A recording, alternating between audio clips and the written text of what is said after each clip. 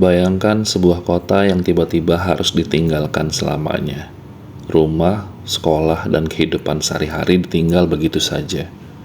Semua karena sesuatu yang tak terlihat. Ya, radiasi. Inilah kisah Chernobyl, tragedi nuklir terbesar dalam sejarah manusia. Pada 26 April 1986, pukul 1.23 dini hari, sebuah uji coba keamanan di reaktor 4 pembangkit listrik tenaga nuklir Chernobyl, Ukraina, berubah menjadi mimpi buruk. Operator berusaha mensimulasikan pemadaman listrik. Namun, sistem keselamatan dimatikan. Kesalahan teknis terjadi, dan dalam sekejap reaktor meledak. Ledakan itu melemparkan atap reaktor, menyalakan api besar, dan melepaskan radiasi dalam jumlah yang belum pernah terjadi sebelumnya ke atmosfer. Kota terdekat, Pripyat, di Ukraina, dengan 50.000 penduduk, tidak diberitahu bahaya yang sebenarnya. Anak-anak masih bersekolah, orang dewasa masih beraktivitas, sementara radiasi diam-diam menyelimuti udara. Baru 36 jam kemudian, penduduk dievakuasi.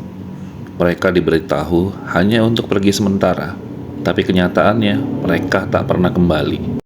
Ribuan pekerja yang dikenal sebagai likuidator dikerahkan. Mereka berjuang memadamkan api, membersihkan puing-puing radioaktif. Bahkan harus bekerja hanya beberapa menit di atap yang penuh radiasi. Namun upaya itu tidak signifikan mencegah radiasi. Akibatnya puluhan orang meninggal dalam beberapa minggu pertama akibat radiasi akut. Dalam jangka panjang, ribuan kasus kanker tiroid meningkat, terutama pada anak-anak. Efek psikologis, trauma, dan stigma juga menghantui para penyintas. Hutan di sekitar reaktor berubah menjadi red forest, pepohonan mati seketika akibat radiasi. Tanah, air, dan hewan di sekitar zona larangan tercemar, dan hingga kini banyak wilayah tetap tidak layak huni. Chernobyl menjadi simbol peringatan dunia bahwa satu kesalahan dalam mengendalikan energi nuklir bisa mengubah kota ramai menjadi kota mati. Bencana ini juga menyebabkan sekitar 300.000 orang kehilangan rumah.